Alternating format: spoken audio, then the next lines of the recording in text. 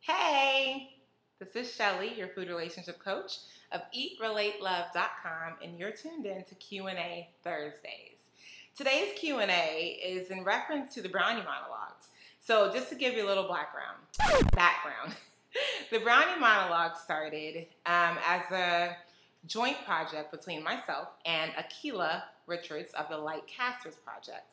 And we created the brownie monologues as a way to create succulent conversations around life design and food relationship. Today's reader writes in, I recently attended the brownie monologues. You spoke about giving yourself permission. How do I give myself permission to eat my favorite junk food like pizza when all I do is feel bad about eating it? How about you just start with giving yourself permission to feel? So the permission, mind you, can be about eating food. It could be about having sex. It could be about shopping. It could, like, whatever. Insert thing here. How do you normally deal with your feelings? Because we go through our day, right, feeling how many different ways, but we tend to check out instead of just feeling how we feel.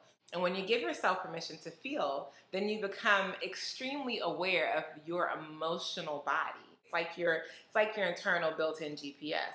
How you feel directs a lot of how you're going to behave, of what you're going to say, of what you decide to do.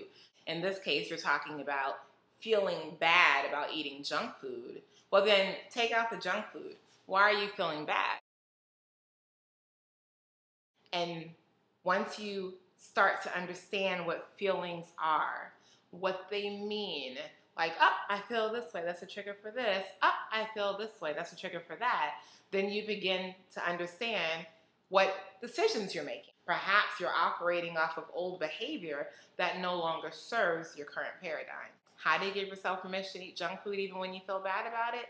You give yourself permission to feel. And I guarantee you that when you begin to feel, the junk food begins to kind of come out the picture. It really is about you getting to the root of why you feel the way you do. And then the next step is shifting into a place where you feel better. Once you give yourself permission to feel, then you give yourself permission to be on your journey, whatever your journey is.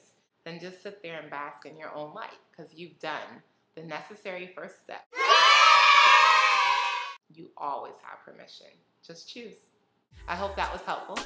You've been tuned in to Q&A Thursday with Shelley, your food relationship coach of EatRelateLove.com.